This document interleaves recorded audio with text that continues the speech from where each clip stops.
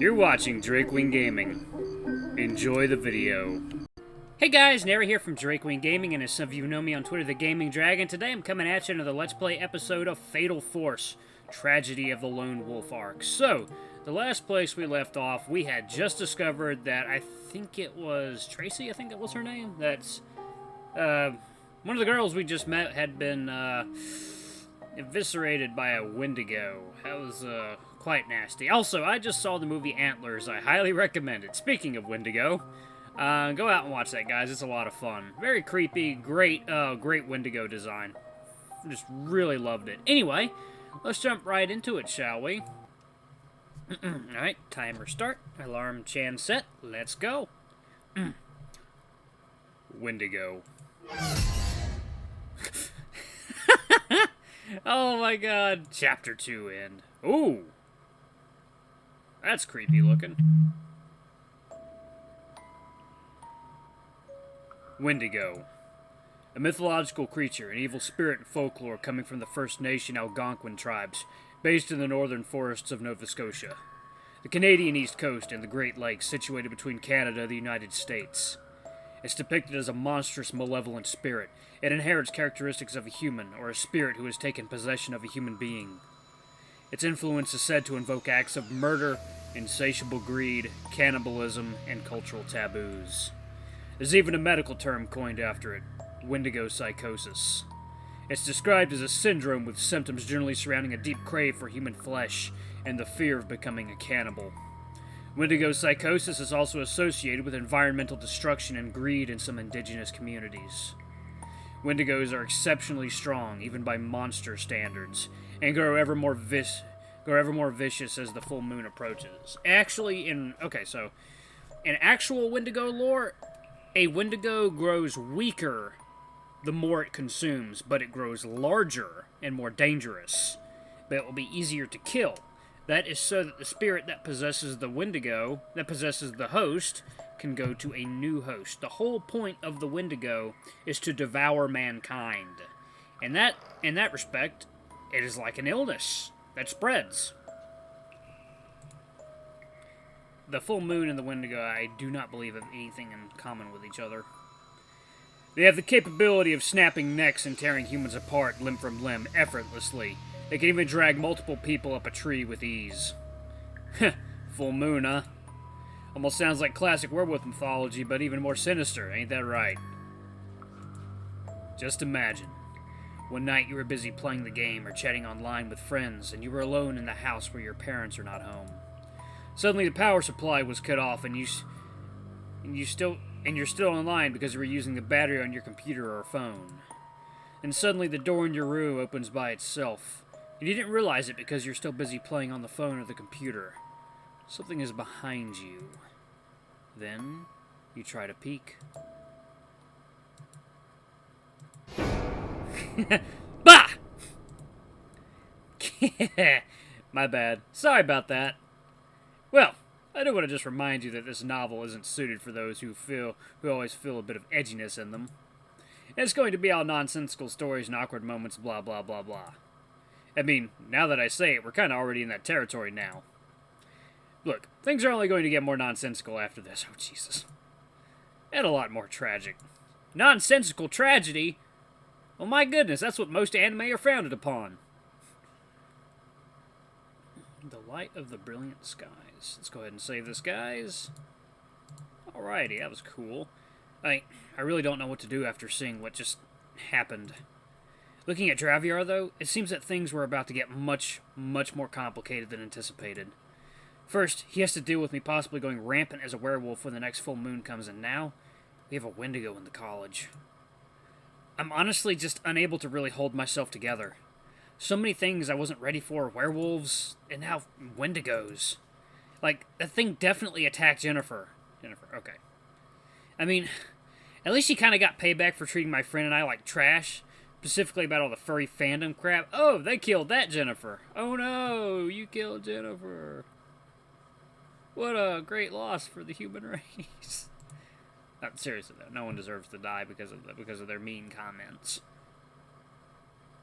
But now, after that horror of a discovery, Draveyar asked me to pack everything at my hostel. His face, it just showed complete terror as he was instructing me to do so. I rushed back to my room and stared at the bed where Zearu was sleeping.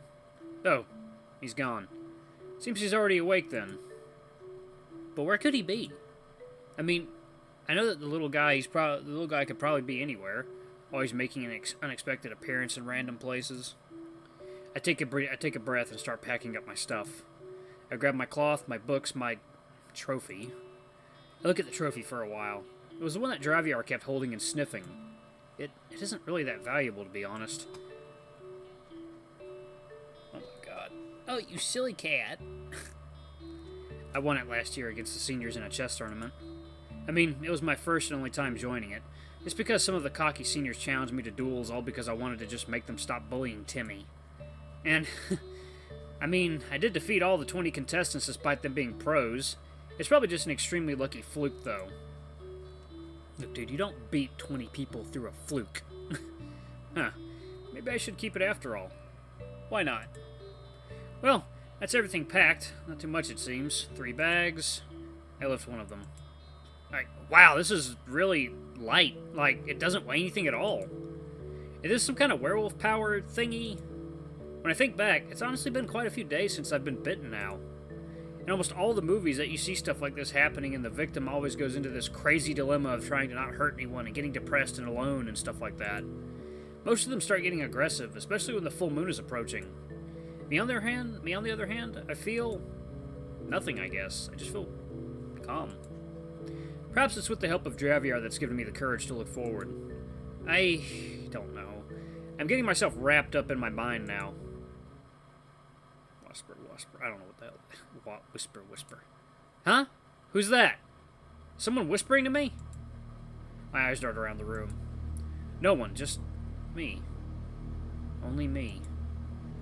Probably just my imagination. Whisper. What? Who's there? I instinctively roared that. I was frightened until I saw something in the corner, just next to my wardrobe. Listen to this whisper. I am your inner mind. Inner mind? My inner mind? The room was getting darker. I'm starting to feel that I really shouldn't be staying much longer here. Listen to this whisper. The voice, it was starting to drive me crazy. Go away! I'm not afraid of you! I tried to hold myself together and start looking around to see if I missed anything. My eyes focused back on the thing in the corner. A vase. It's gonna be Zearu. It's gonna be Zearu. Since when did my room have a vase? I swore every time I've been cleaning my room, I've never seen that vase before. Listen. Listen to this cute inner voice. It's Zearu. You are not alone as long as you give this little one a candy. It's Zearu. Wait, what? You will be protected from the force of darkness so long as you provide a piece of candy as a sacrifice. The huge vase started moving by itself with a wagging tail. Oh. I love Zearu. He's so cute. Twinkle, twinkle, little star. Oh, I wonder what you are. Yay! He sang like making a cute face wearing his vase costume with a single flower resting on top of it. Honestly, where in the world does he continue to get these costumes? Better yet, how's he able to bring it in here? Like, he doesn't hold a bag or anything costume-related on the go. He stood in front of me with a cute smile, hoping that I was going to give him something. So, you want some candy, Zearu? His tail wagged faster as he nodded. A wolf that eats candy. Huh. Oh. Zearu removed the vase costume and stood next to me, waiting for the candy. I rummaged through my bag. I think I had some of it at least since I bought it a lot before my... Wow, that's a weird sentence. I rummaged through my bag. I think I had some of it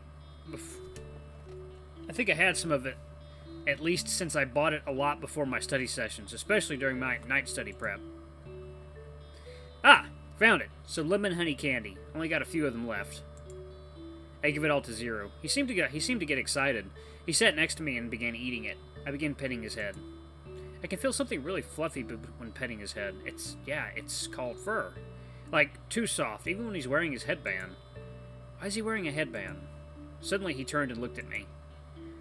Don't worry, I'll protect you. Huh? Protect me? How can someone like you protect me? You'd probably be surprised. You would probably kick some ass. Hey, don't say that. I got my trusted paw attack. Paw? Yep, paw. Plasma arc wave. Man, this kid just, bleh. He looked at me with those cute eyes again. Man, he looks so innocent, yet I can feel jealousy rising inside me just looking at him. He's so happy and just carefree without a single problem to deal with, and here I am, always thinking life just feels miserable. Blech, my life story already has all logic thrown out the window by this point. I just wish I could be like him. Suddenly, Zearu's ears flip up like he was hearing something. Someone was coming? There was a knock on my door. I gingerly approached the door. Yay, Lisa! He screams in happiness. Looks like I got nothing to worry about. I open the door casually. Hey, so Draveyar sent you to pick me up? She smiled at me. The chief is already on the move to his base. I'm here to take you there. Please wear this. A blindfold. Again. What is it with them being so secretive about their hideout? It's not that I'm going to be telling anyone about it. Why do you guys want me to wear this anyway? She could tell I was getting pretty doubtful of her actions. I wanted to clear this confusion from my mind. It's just general protocol for any outsider, especially for someone who's listed under Code Red. Code Red? Like, wanted? She looked at Zearu. Zearu started wagging his tail. He seemed excited to see her. Lisa, Lisa, look! Zearu showed Lisa the few pieces of candy that I had given him. She smiled and started petting Zearu lightly. I could tell his excitement from his wagging tail. Nary, we should really go now. Please, just put on the blindfold. If you have any questions, I fear I can't answer them, mostly because I'm only following orders. Wait, from who? I began to put on the blindfold. Well, the chief, of course. Chief, you mean Draveyar? I don't know if I should ask Draveyar or not, given that wolf really can't take my words seriously. Lisa merely smiled and then helped finish tying up my blindfold. Ah, so they have a chief. Once again, I'm plunging my view into darkness. Only my touch and hearing is going to help me now. I suddenly feel something thudding past my leg and out the door. Must be Zearu. Oh, wait, what about my stuff? Oh, don't worry about it. The commander will pick them up for you. Commander? Who are these people? I feel like I'm being handled. I feel like I'm being handled for some secret military or government operation, like the Secret Service. Well, what do you know? Good timing. Please pick up those bags and deposit them at our base. Thank you. I hear someone passing by us and entering my room. Something seemed familiar about the commander. His smell reminds me of wolves. Tony. He was the guy who drove us this morning. I'm kind of surprised I could recall his scent. Maybe mine is as sensitive as a wolf's now. Cats are being silly. Alright, enough of this stuff. I need to calm myself down somehow. Let's go, Nary. Lisa began to guide me along. I can't see, but somehow I keep sensing stuff around me. Sometimes I can even hear a lot of people talking, even those not near me. It's really screwing with my mind. Too much stimulus and my head feels like it's ready to explode. I can even hear people talking about a murder at the cafeteria. Huh? The police already arrived there now? My head is starting to spin from all the noises and smells. It's extremely overwhelming, but I push on and continue walking anyways. Finally, I could hear the car door open. I enter and Lisa closed the door. Silence, just dead silence. I could smell something. It's from a flower. I'm not entirely certain, but I somehow recognize this flower's scent. It's chamomile. Huh? You kept sniffing around the moment you entered. Kind of funny how pale your face was just before you came in. I lifted the blindfold. A car! I knew it! What? Draveyar's right next to me. Wait, how's he able to fit in here? He's enormous. Remember, guys, it's always bigger on the inside. Or I guess this car is built larger for him? Ah, hey, why did you remove the blindfold? You know you're not supposed to remove it until we arrive back at my home. Heh, must have been excited to know I'm here, huh? He chuckled with a mild growling tone and looked at me. I look away, flustered. It seems that the beast inside you is starting to grow. The full moon is approaching. I guess wearing that blindfold would have become much useless sooner or later, given you'd eventually figure it out yourself, even without sight. He winked and lightly elbowed me. He has a point about the blindfold. I guess I wasn't just imagining it. My senses have started to become far more acute than a normal human. The blindfold was only delaying the inevitable. Well, could you now please tell me everything, Draveyar? And don't lie again. You promised. I tell him firmly. He just readjusted his sitting position calmly. Alright, first things first. You've already guessed that Zearu, Micky, and I are werewolves, but simultaneously, we aren't. Wait, what do you mean? You remember when you asked to see our hands? Micky and I had no paws, yet Zearu had them. Also, yeah, I noticed you kept looking at our butts. Micky and I don't have tails like Zearu's. It seems he already knows what I was thinking about them. So you're like a special type of werewolf? Oh, no, silly. We're a hybrid, part werewolf, part beast man. He chuckled. I look at him, trying to process what he meant. A hybrid between a werewolf and a beast man? They're both types of monsters. They're almost identical. There shouldn't be anything massively different. What's the difference? Oh, come on. You already know the answer, silly. I continued to look at him, with my brain still slowly churning through everything I could think of as he stared at me. He started showing his fangs. It clicked in my head. You can't turn back into a human, can you? Exactly. 100 marks to you. Though, here's another thing you probably didn't think of. Oh, shit! He whipped out a knife from seemingly nowhere and drove it straight into his hand. Well, what? Draveyar, are you okay? Have you gone insane? Shh. Look carefully, Nary. He pulled out the knife, and I could see the hole puncturing straight through his hand. Smoke suddenly started forming around the cut. The wound was rapidly closing, and within a second, nothing. The wound was gone. Healing speed. He nodded and patted my head with his large hand. But, of course, the three of us are different kinds of hybrids, given we have different features, technically. Well, I mean, what do you mean, exactly? You see, Micky was also a human. Wait, what? How did he become a hybrid? Given the reports long ago, he was attacked and was pretty much dead. Almost all of his internal organs had failed, and he needed to have replacement organs. Specifically, that was from a beast man. I don't really even know how to properly process that. Everything feels like part sci-fi fantasy story now. So, like, Micky just turned into who he is now? Well, almost. He was initially an extremely aggressive guy to try and deal with. He was practically a wild animal. Wait, really? How in the world does that guy who always seems to be a cheerful pervert at almost all times start off as such an aggressive being? Yeah, really. I mean, think about it.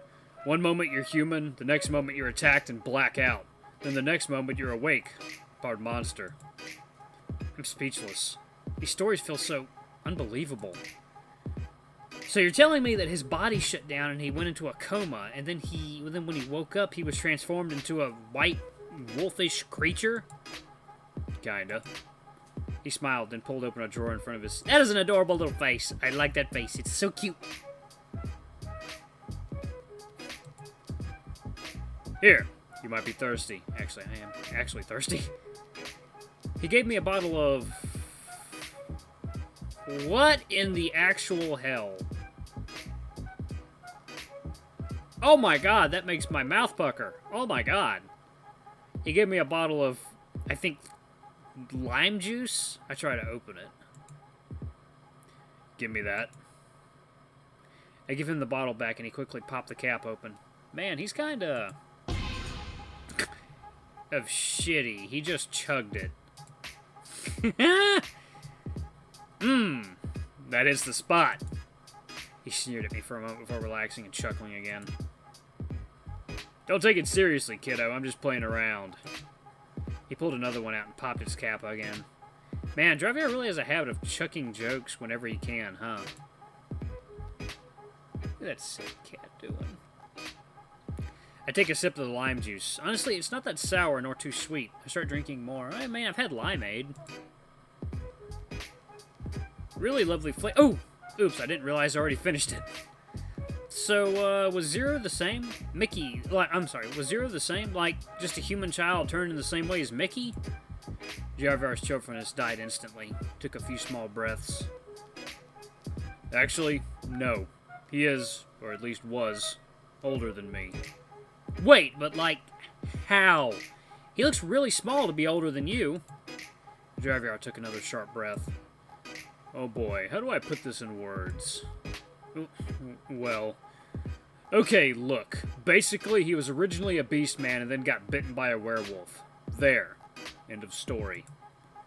Oh boy, this fishy stuff again. Look, I know what you're going to ask, and I really wish I could tell you more about him. But there's a part that I just can't. I'm sorry. Just, Zearu, as long as he's okay, then I'm fine with that. He's already been suffering through so much. I just let him be now, even though he's already lost his memories. Whoa, wait a minute. Micky mentioned something like this before.